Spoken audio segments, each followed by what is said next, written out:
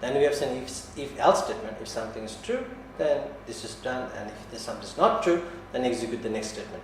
Same concept, we are just extending the if else to else if statement, which says that if something is true, then execute this one. If then that is not true, then execute this one. Then that is not true, then execute this one. Then keep on going on until you find the one which is true. If nothing is true, then you execute the default one or the else one. So this is what else if means, that if there are multiple conditioning, that means if one is not true, you go to the next line of code, next condition, and if the next condition not true, you go to the next condition, then the next condition not true, then you go to the next condition, and finally you go to the last condition, which ends with an else. Okay, starts with an else and ends with an else. So let's look at it. Okay, let's look at the structures. So we have an if statement and we have a condition. It's very important. Okay, this one is, you will see this very often. Then you have a block 1. If this is true, this will be executed. However, this goes completely like a flow. If this is not true, then it will check for this condition. If this condition is true, then this block will be executed. Again, if once this block is executed, if this condition is not true, then this condition will be evaluated. Okay? If this condition is true, then it will be executed, and if this condition is not true, then it will look for other else ifs. If there are other else ifs, then fine. If there is no more else ifs and none of this condition is true, then it will go to its last else and it will execute the default block. That means none of this condition is true and only remains is the last block. That means usually examples like if you have everything is true, true, true, true, true, and if it's not true, you say it's a print error or you have some mistakes into your program. So this is how it works. Anyway, we can look at an example. This example is gives you the range of ages, what age you fall, and once you look, it finds out the age you fall in. It tells you if you're a child, if you're a teenager, if you're an adult, if you're if you're old. So this is what the example does. So it checks through all the conditions and sees what condition exactly you suit into it. So these are very simple examples. However, the book itself has a lot of more complicated examples which you can go through. So let's look at this one. So we have again our favorite main program. We have an age. We say please enter your age. So the user then reads the age. Once it reads the age, it checks if the age is less than or equal to 0. So if the age is less than or equal to 0, you know that you are not born yet. However, what if this is not true? That means you have entered something which is greater than 0.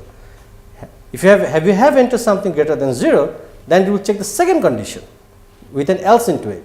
Else if it checks if age is greater than 0 and age is less than or equal to 12. If age is between 0 and 12, that means greater than 0 and less than or equal to 12, then it will mean you are a child. Okay? Now, what if this is not true? Then it will go back to the next one. Else if, then it will check this condition. If age is greater than 12, age is less than 19. Okay? If this is true, it will print you are a teenager. And if this is not true, then it will check the second condition if age is 19 or age is less than 40. This means age is between 19 and 40. And if it is between 19 and 40, say you are a young guy.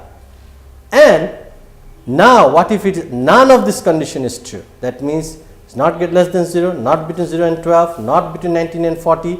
Then what will happen?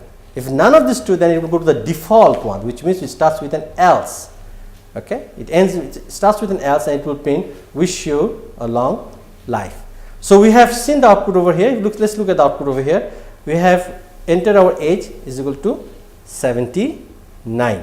Okay? So we have age equal to 79. So as soon as we enter age 79, it says this condition is false, this condition is false because it's not between 0 and 12, not definitely 19 and 40. So it goes to the default condition which says you wish you a long life or you wish you a long life. Okay?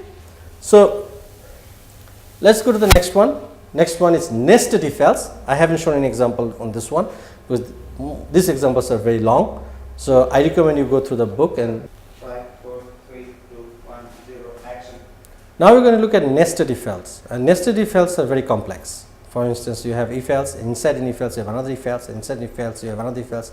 So this will keep on going and going and going. So I'm going to show you the structure of it, and there are abundance of examples in the C for Context book. You can take a look at it. Okay, we are not going to go through this in details because it will take your entire lecture for it.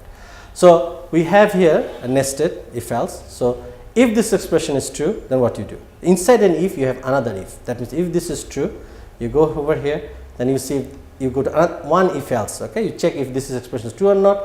If this is true, then it executes, else it executes this one.